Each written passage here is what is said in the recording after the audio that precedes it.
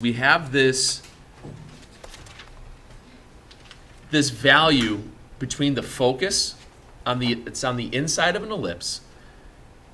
The distance to the outer edges stays constant. Okay?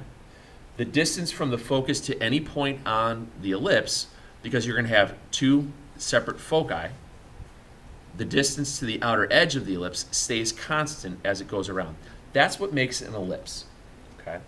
What happens, the difference between an ellipse versus a circle, is that these two distances, this A and a B value, with a circle, the A and the B value are the same. Okay? And you're going to see what this looks like when we start putting it up in terms of a standard form of an equation, where these values of A and B fall. And it is really quite simple to work together, work with them as you start to see how the equations work out. So we have, with an ellipse, we have focus, we have a center, and then we have our vertex will be on the outer edge. Now, an ellipse can be stretched horizontally like this one, or if you tilt your head sideways, it would be stretched vertically. Right. Why the long face? It's like a horse face. Shut up. I'm just trying to be funny. You don't like it. So, I mean well, you know. So like I said, an ellipse has certain characteristics. What's going to happen here is all I want you guys to worry about for right now is we're going to look at an ellipse that's stretched left and right. Excuse me. When an ellipse is stretched left and right, today we're going to have everything centered at the origin. Our center is going to be at 0, 0. Later on, we'll have it as an H and a K. We'll get to that next week. And then you're going to have these values for your vertex. Your vertex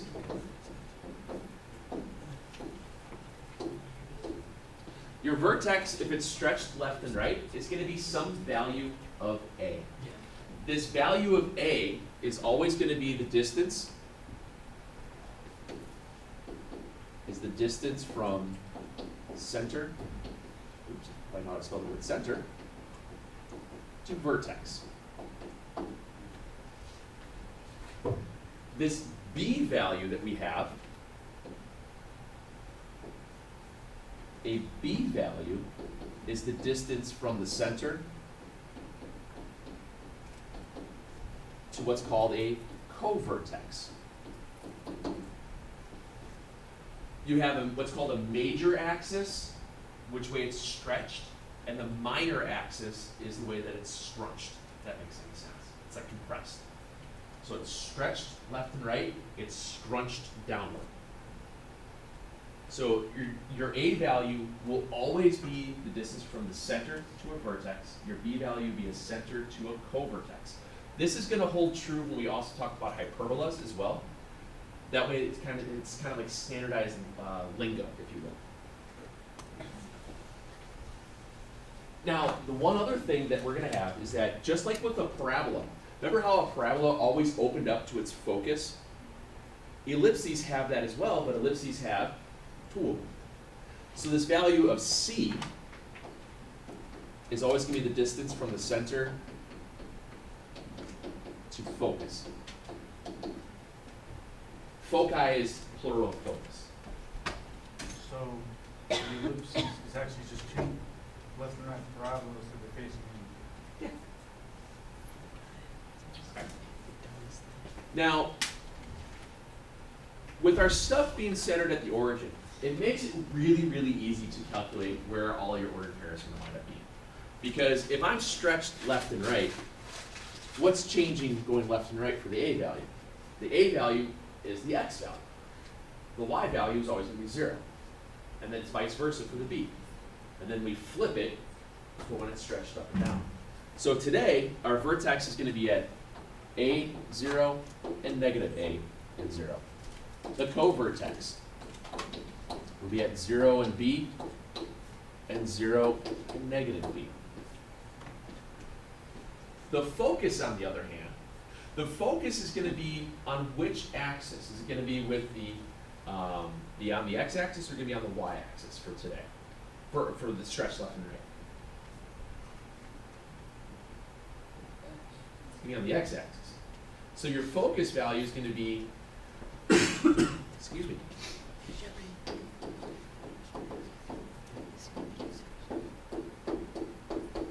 it's going to be like that. What gets us then to a generic form of the equation. Now, what's nice is that if you open your calculators up,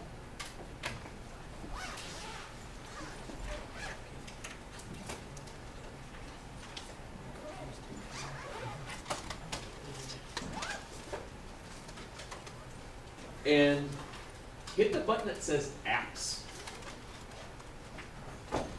I want you guys to scroll through and look for an option that says conics. Yours might be option 4. I'm not sure exactly what number yours is. It depends on what programs are on yours. And we hit 4. And I would pick option 2, an ellipse. And I'm just going to put this on here so you guys get to see what, because I'm not going to take the calculators from you, but I want you to see what's going on. What happens here is that when you have an ellipse, you're either going to be stretched left or right or up and down. In order to tell which one is which, it depends upon the a value. The a value, the a squared value here, is always the larger of the two numbers. So this a squared is always larger than b squared. Okay? And this will make sense when we write out and I show you an example of how to get the information from it. So today, being centered at the origin, what's our h and k going to be? 0. That's why it just says x squared. That's why it's going to be x squared and y squared. So you have two different versions of this equation. The only difference here is that the a's flip-flop. The a squared value is always the larger of the two numbers. What's that? It's on your calculator. I'm going to write down today's generic form, but I just wanted to show you where it was at so you can reference back and forth. Because like I said, I'm not going to make you memorize these formulas. There's no reason. Okay? And if I give you guys a quiz or something like that that has, even if I don't give you your fancy calculators, I will give you these formulas. I always do. Okay? So this is something you'll have. So you don't have to worry about it. I want to make sure you knew where they were. Hit the button that says apps and then look for conics. Okay. So today what we're going to be looking at, the two formulas that look like this. So our ellipse will be this, with some c value here and here. An ellipse that's stretched left and right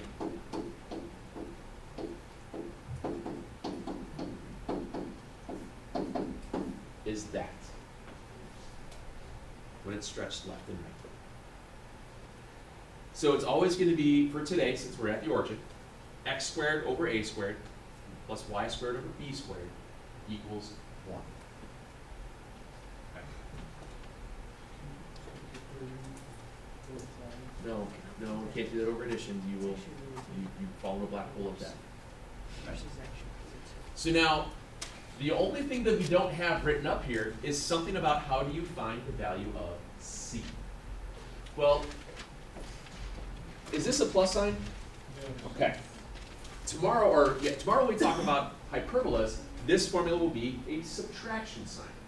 So there's going to be this nice little play of how you figure out your c value, because it's going to be opposite of this.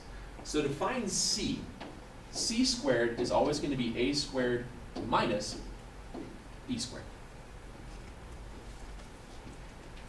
And this goes for either an ellipse that's stretched left and right or up and down. Okay. And I'll go through what all these ordered pairs are going to look like for a vertical one here in a second if you guys get this down. So we have an example of both of them. And then we'll go right into a problem. And as you'll find out, it's a process. It's a matter of taking some square roots, doing some addition, and plotting a couple points and drawing a really bad old one. It's really all it works out to be. Okay. Hey, you're good at that. I know that. Wait, what's c squared equal to?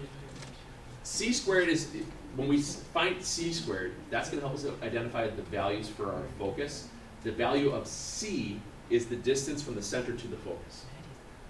The value of A is the distance from the center to vertex. B is center to covertex. That's how these things are going to work. And tomorrow it would be the opposite. Okay? So let me show you how it looks when it's stretched vertically. When it's stretched vertically, we have x squared over b squared plus y squared over a squared is 1. The a squared is what moves. A squared is always the larger of the two.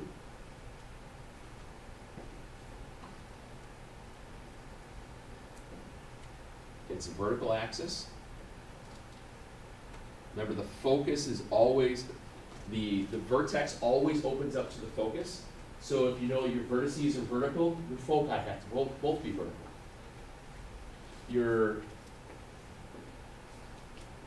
covertex would be on the left and right.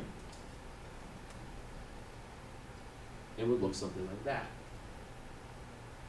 The A value, the B value, the C value, that is standardized. A is center to vertex, B is center to covertex, C is center to foci. What's nice about that being standard is that the only thing you have to really remember is which one's bigger. And that'll tell you if you're stretched up or you're stretched left and right. Okay. So then your ordered pairs for, well, we have our center today, would be at 0, 0. Bless you. Vertex.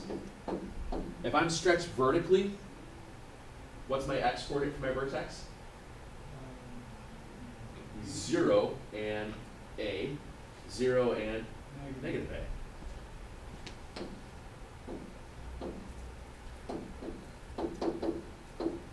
And covertex goes the other way.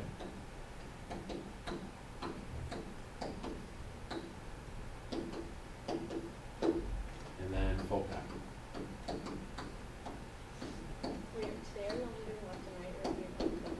We're going to do all of them, left, right, up, and down. And then we'll probably also be able to write a couple of equations. Because once we plot one of these, they're all the same. They really are. There's not that much craziness involved with these, believe it or not. So let's see, we got x squared over a squared plus y squared, b squared equals 1. That's for left and right. X squared over b squared plus y squared over a squared is 1, and that's for our vertical. And for an ellipse, c squared is a squared minus b squared. Now, that general state, those two general statements, I think is a lot cleaner just to kind of slowly go by, as opposed to trying to do all of that at once. Okay? It's the same exact thing as what all books show. That diagram is the exact same thing we just did here. And we just talked about here. Okay? Those are still there. So remember, your A value is the distance from center to vertex. Your B is the distance from center to covertex. Notice we're going from A squareds and B squareds to regular A's and B's. So what do you think they have to do? Square roots. And then C is the distance from center to foci. All right. Let's graph one. It's exciting.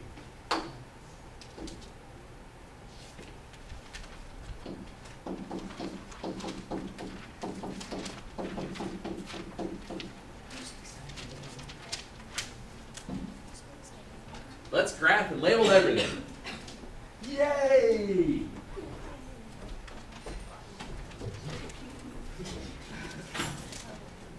So we have 9x squared plus 16y squared equals a buck 44.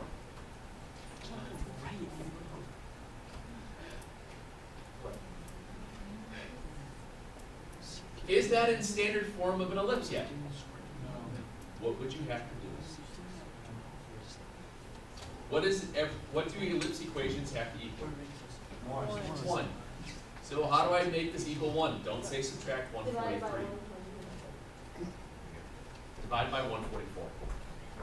Don't subtract by 143. It won't work.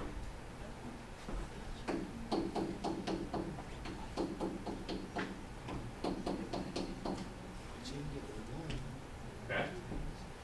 So now you get 9 over 144. What's that? No. Yeah. Use your calculator, because we're not taking square roots here. We're simplifying a division symbol. Where's your calculator? Okay?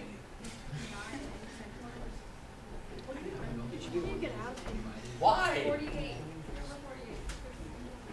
The 3 over 48, 3 goes into 4 how many times? Carry the 1, 3 goes into 18 how many times? So 9 over 144 is 116. Hey, if 9 over 144 is 16, what do you think 16 over 144 is? 9. Okay, now you have, yes sir? I don't get how you get a squared equals 16.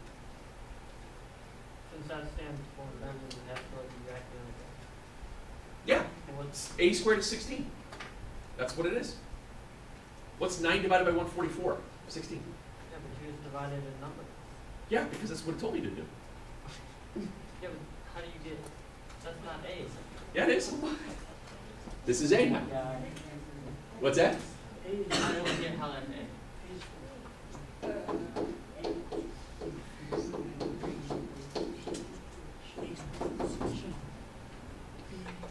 Which one of these two is bigger? 16. 16. Which means that's playing the role of a squared. That's it. This one stretches left to right. This tells me that this is going to stretch it left and right. I thought you were just dividing everything by 144. I did. So when your A is 4, then Hold on. Yeah. That doesn't make sense. How? I had to get this equal. Shh, guys, come on. I had to get this equal to 1, so I divide everything by 144. So 9 divided by 144, you simplify that fraction, you get 1 over 16. Simplify this fraction, you get 1 over 9. Yeah, that's not a squared. Yes, it is. 16 is a squared. How is that not a squared? Equals This, all right, think of it this way. Y equals mx plus b. Y equals 2x minus 4. What's your slope? 2, Okay. What's your b? 4. Okay, it's the same thing, man. It's substituting in. This is the generic equation. This is an example. This is the generic equation. This is an example. You're overthinking it. You're so overthinking it. Okay? Overthinking it. So this tells me I'm stretched left and right because the a squared is underneath the x. The larger value is underneath the x squared term. So what I do now is this. I always start out by saying that a squared is something, b squared is something else, then c squared is the combination of the two, or subtraction of the two. In this problem, it tells me that a squared is what? 16. B squared is what? So now c squared would be 16 minus 9. this is 7. Okay. So now I simplify stuff through. If a squared is 16, that means that a is going to be plus or minus 4. B plus or minus 3. C, well, this becomes 7, so it would be plus or minus the square root of 7. I am going to label and find and simplify all of my A, B's, and C's prior to doing anything on a graph. Because now I know that A is from center to vertex. B is center to covertex. C is center to focus. I do all that legwork first, and now I can make my graph. Also, once we identify that this is going to go left and right, draw it on your next to your equation. So that way when you plot your graph, it should be stretched left and right. And if it isn't, you know something's wrong. You don't goofed. So our A values are distance from our center to our vertex. So I'm going to go left and right 4.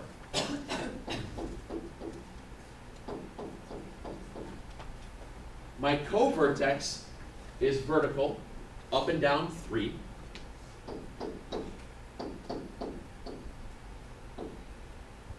And now my C value. I have to plot that on my graph. The square root of 7 is smaller than the square root of 9, but it is larger than the square root of 4. So it's somewhere between 2 and 3.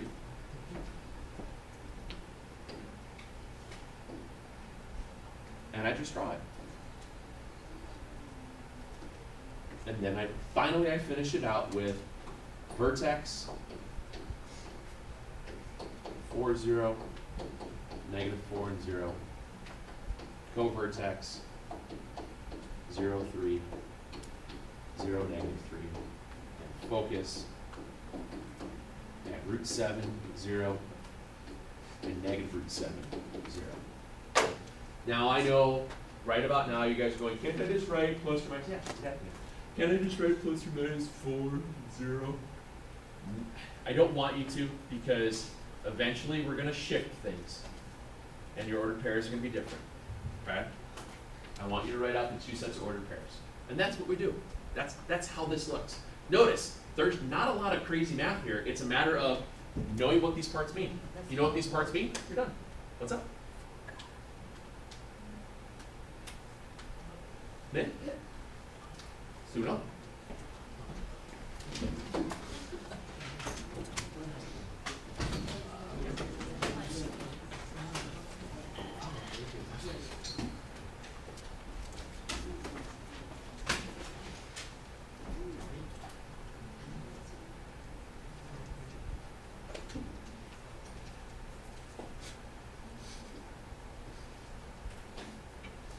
So we start, we have 4x squared plus 25y squared is 100.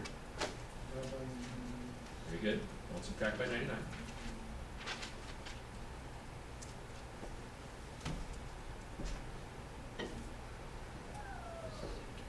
They're having fun.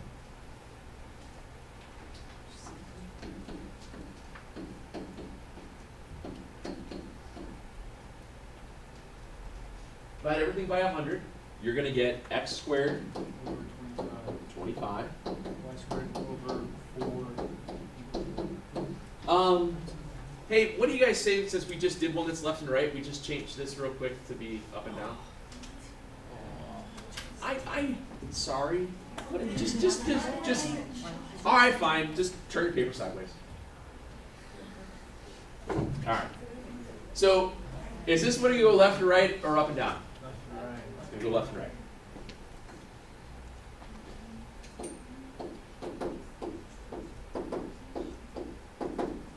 A squared is? B squared is? C squared will be 21.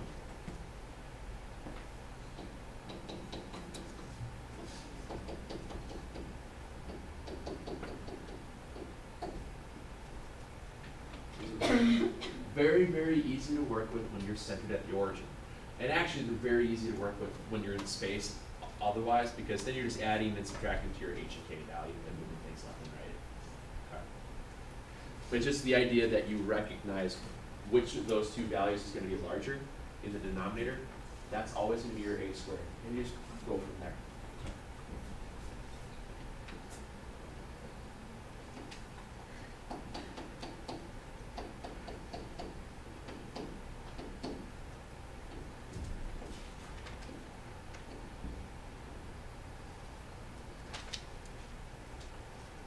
Square root of 21 is a little bit more than 16, but less than 25, so it is still in here, and in here. One thing you might notice is that the scrunchier an ellipse is, the closer the focus is to the vertex.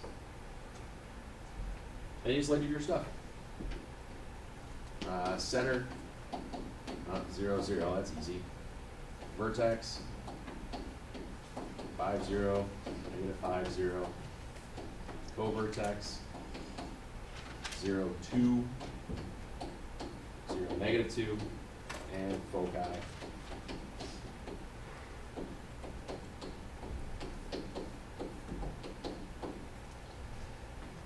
Hey, isn't it nice to have math problems that are just a process? It really is. Yes, ma'am. Okay. Let me show you one where you're given a vertex or you're given a focus and you have to write the equation out, working backwards. Okay.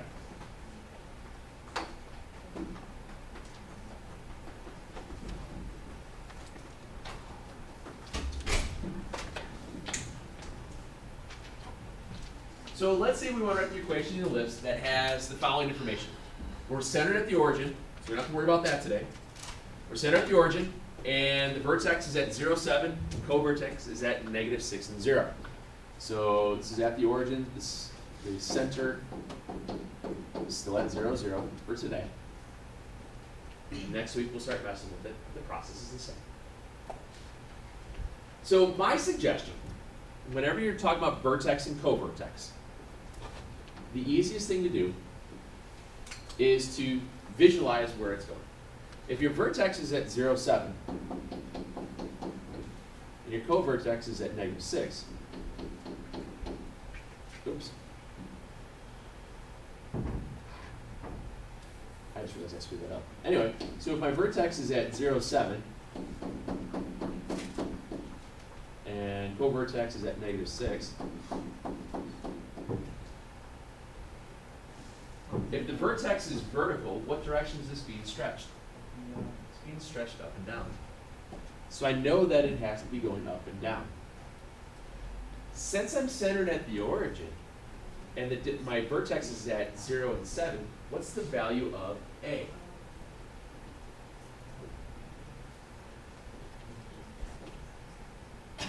Centered of vertex is A. So my centered of vertex is 7. Oh, right. My A value here is 7 because from center to vertex is 7. My B value is what? 6. Which means A squared is how much? 49. And B squared is? 36. It's stretched vertically, so that means the A squared is going to go under which of the two? Correct. And you're done. Now, the reason that I drew the picture, even though I probably really didn't need to because we're at the origin, is because later on when we have a center at 2, 3 and a vertex at 2, 7, you'll know which way things are being stretched a little bit easier by what values are being repeated, whether it's the x value or the y value, whether it's vertical or it's horizontal. It's just it's a little shortcut. Okay? You don't need to, but it is helpful. Let's try one with the focus.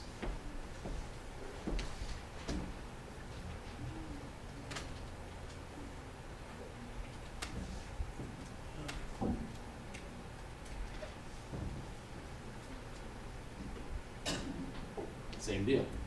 We have a vertex at -4 and 0, a focus at 2 and 0, and the center is at 0, 0.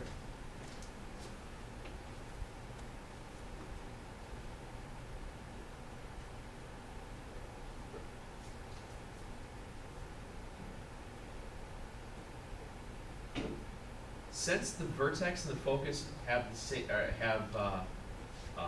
differing x values, the same y value, what way is this being stretched? It's being stretched left and right. So this means it has to be stretched left and right. Now you can plot it again. Your vertex is at -4, and your focus at 2. It means since the vertex is going this way, that means it has to be stretched out this way. So your A squared is going to wind up being underneath which value? X. So we know right away we're going to be using x squared over a squared, y squared over b squared equals 1. Well, we know that our value of A is 4. Are you guys okay with me just not worrying about the negative? Because I know distance, since I'm at 0, I'm walking that distance is just 4. I don't know what my B value is, but I know what my C value is.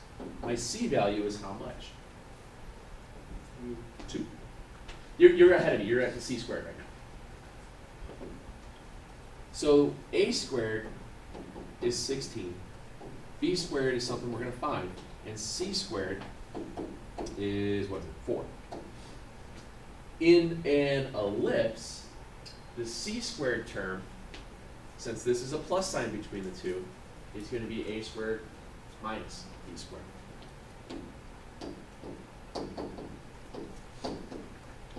So 4 is 16 minus what? 12. 16 minus 12 is 4. So what's your B squared? What's 16 minus 12? Very good, you may answer.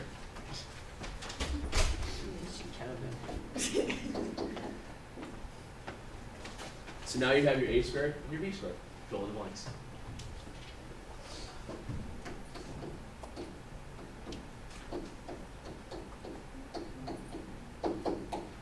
It's just like, Not terrible, is it? Really isn't. Really isn't. Okay. In all honesty, this is really what you need to know about ellipse. And remember, this A, B, and C, those values aren't going to change when we talk about hyperbolas tomorrow.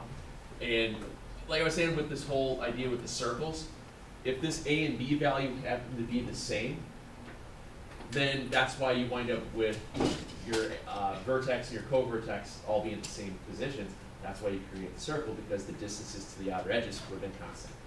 That's why that works. Believe I have the same kind of deal here. Let me make sure I end up on the right number again, because, Lord knows I never screw that up.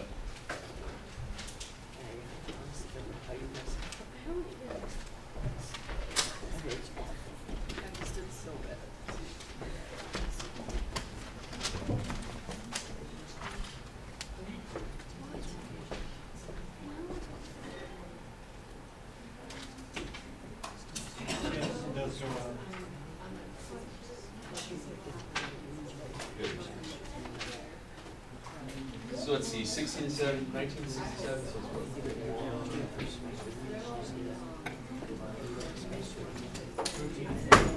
13? Okay, that's not bad. It's good practice here, okay? Yeah, well, it'll take a whole whopping, if you watch the video, it might take you 10 minutes to figure it out. It's pretty easy. I'm not trying to oversimplify it. Was it okay today? It's different, but it's not terrible. You're all right? Well, which is it? Less or more? Remember, the A squared stuff there, it's just substitution. It's just representing the value. That's all it is. A squared is represented by whatever the two numbers is bigger underneath the denominator. That's it. That's all it is. Okay.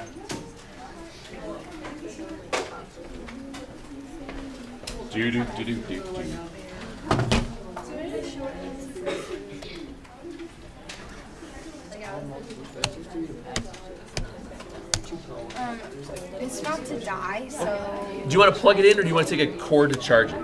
I can plug it in because I'm coming for flex with Grace for math team. That's fine. Yeah, just plug it in then. Do you have you want a post-it note to throw on there? There should be a post-it note somewhere. For my name. Oh yeah, never mind.